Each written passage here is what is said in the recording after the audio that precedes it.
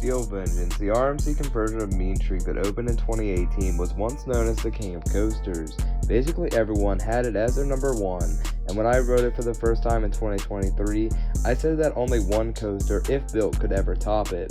And considering that coaster still is yet to exist, is Steel Vengeance really still the best coaster ever built, with everything that has opened over the last few years, and everything I've ridden over the last 3 years? The first coaster mentioned that could have topped Steel Vengeance was Iron Gwazi, the RMC hyper hybrid that broke most of Steel Vengeance's records. I rode it back in 2024, and it was just not quite as good as Vengeance. I rode it 3 times in the 2 days I was there, and it does a lot well. It's a super intense RMC, but it lacks enough airtime to be considered better than Vengeance. I rode another coaster on that trip that I actually liked about the same as Gwazi, and the overall experience was better. Air Force One, which is one of the best coasters in the world, and one of the craziest experiences I had because I rode it 40 times in just 2 visits over 2 years. The only thing holding Air Force One back is the fact that it's shorter than Vengeance and Gwazi, and is just lacking a few more elements to be considered the world's best coaster.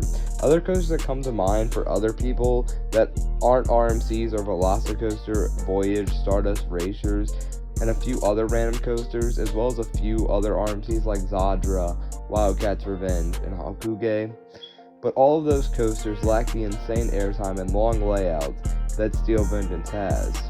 So while Steel Vengeance opened 8 years ago, it still stands alone as my clear number 1 coaster.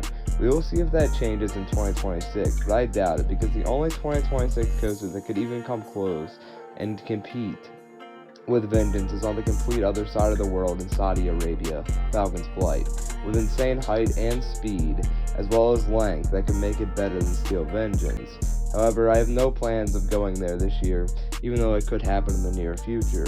Other coasters that come to mind are whatever Kings Island, Cedar Point, and Magic Mountain have planned for the future, as Kings Island has to be gearing up for something massive, because they haven't added a new coaster in over 6 years, as at the earliest it will be coming in 2027, and Cedar Point and Magic Mountain always have big additions planned, and are always up there with some of the world's best coasters.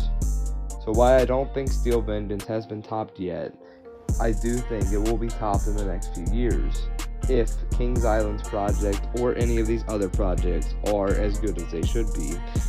What do you guys think? Do you still think Steel Vengeance has been topped, or will it be topped in the next few years? Bye guys, see you all next time.